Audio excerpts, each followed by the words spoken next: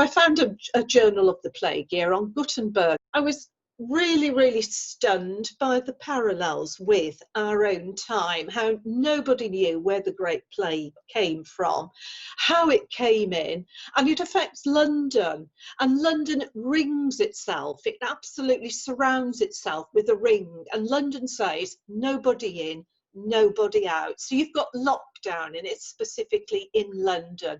Even the boats are stopped from coming up from the Thames.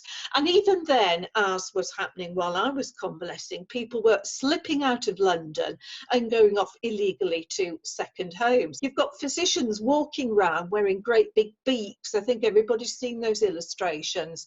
And they're actually saying, as a doctor said to me in hospital, we're making this up as we go along. And at the end, Daniel Defoe actually says, I'm not sure he says that we've learned anything from this. First thing I actually read when I came out of hospital were my old children's books. I lay in bed for 6 weeks and I absolutely surrounded myself with all the books that had belonged to me as a child, like Little Women, What Katie Did, all of these books about ponies and ballet and boarding schools. And that was therapeutic in itself, actually. I think I reverted back to the world of the child. I started rereading detective novels because I rather like detective novels, and I sort of read all my back catalogue of Dorothy L. Sayers, Agatha Christie. And I thought, why am I reading these? And I thought, well, it's a detective story. It's very simple. It's got a beginning, it's got a middle and an end, and it's got closure. You actually understand why everything happens. So that was therapeutic reading as well. The next book I discovered was The Plague by Camus.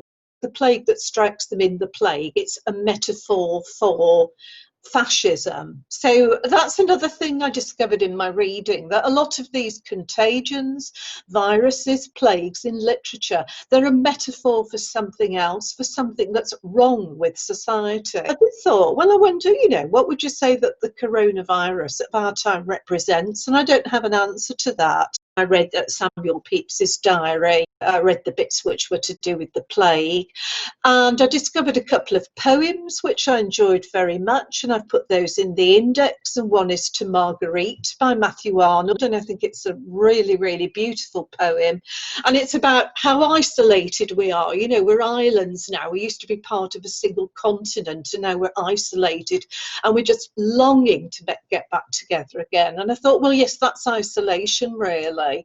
And that happened in hospital because we were so isolated. We were cut off from our families. But what we did have was all of these people moving amongst us: nurses, doctors, healthcare assistants, dietitians, the cleaners, the caterers. And they moved amongst our beds, our islands, and they brought us the 5 basic needs of food, drink, hope, comfort and medication. On Dover Beach, which I remembered reading when I was at university, it's saying, look, there's nothing, there's just absolutely nothing out there, so just try and love each other. I used to think in the hospital, outside the hospital, it's a howling wilderness out there, and people just actually don't love each other. And I'm moving from this lovely, safe hospital where I feel safe, I feel looked after, out into that howling wilderness.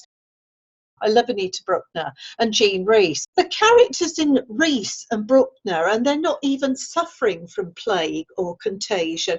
They can move through whole days without speaking to anybody. They might go to Marks and Sparks and do a bit of shopping and go to the library and borrow a book, but they don't speak to anybody at all.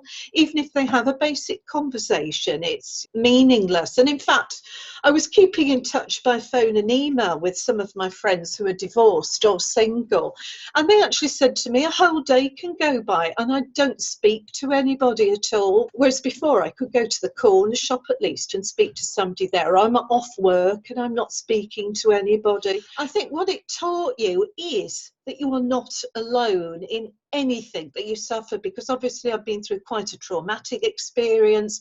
I was the only person I knew who'd had coronavirus. I felt very isolated. I thought that this reading was really, really helpful.